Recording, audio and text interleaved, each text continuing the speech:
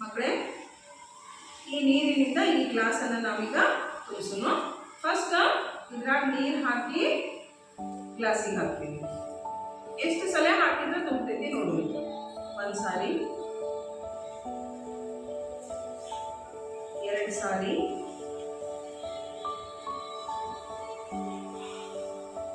2.5 ಹಾಕಿದ್ರೆ ಇದು ತುಂಬಿತು. ಹೌದಾ? 2.5 ಹಾಕಿದ್ರೆ ಇದು ತುಂಬಿತು. ಈಗ ಇದ್ರಲ್ಲೇ ಹಾಕಿ ನೋಡೋದು ಎಷ್ಟು ಸಾರಿ ಹಾಕಿದ್ರೆ ತುಂಬತೈತೆ ಅಂತ. ಇದ್ರಲ್ಲೇ ಹಾಕಿ ನೋಡೋದು.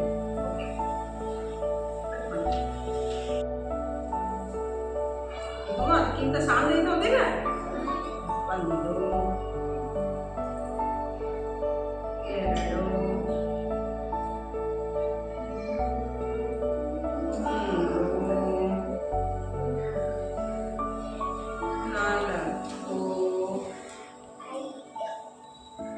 3 4.5 ಹಾಕಿದ್ರೆ ಇದು ತುಂಬುತ್ತೆ.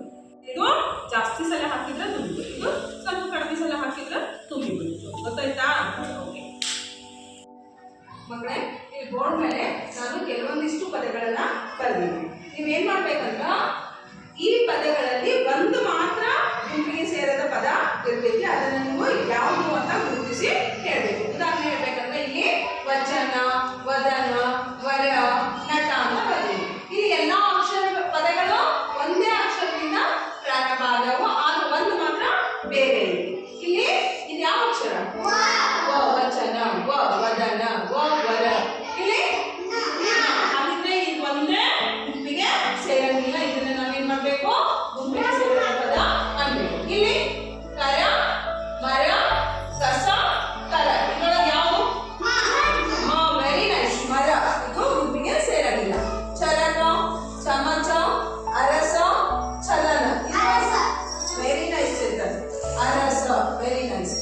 ಇಲ್ಲಿ ಉಡ, ಪಟ, ಪದಕ, ಪರ. ಇದ್ರೊಳಗೆ ಯಾವ ಗುಂಪಿಗೆ ವೆರಿ ನೈಸ್ ಶರತ್. ಉಡ, ಯಾಕಂದ್ರೆ ಇವೆಲ್ಲ ಅದಿಂದ ಶುರುವಾಗ್ತವೆ. Very good.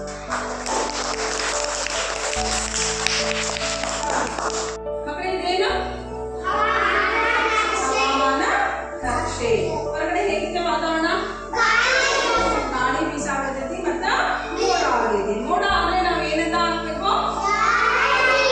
ಅಂತ ಹಾಕ್ಬೇಕು. Very good. ಮಕ್ಕಳೇ, ಒಂದು ವಾರಕ್ಕೆ ಎಷ್ಟು ದಿನಗಳು? 7 ದಿನಗಳು. ನಾವು ಅವುಗಳನ್ನ ಇಲ್ಲಿ ಬರ್ತೀನಿ. ನೀವು ಒಂದೊಂದಾಗಿ ಓದಿ ಹೇಳ್ಬೇಕು.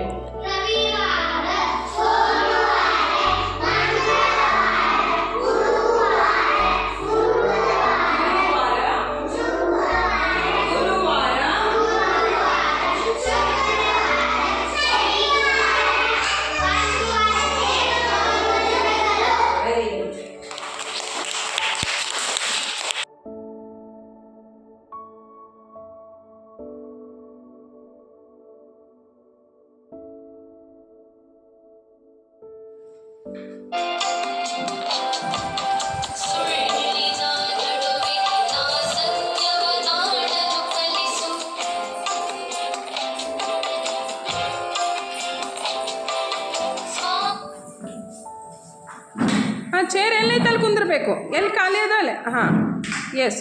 ನಿಮ್ಮ ಕುರ್ಚಿ ಮೇಲೆ ಚೀಟಿ ಇಟ್ಟೇನು ಹೌದಿಲ್ಲ? ಆ ಚೀಟಿ ಒಳಗೆ ಯಾವ ಅಕ್ಷರ ಐತಿ ಅಂತ ನೋಡ್ಕೊಳ್ರಿ.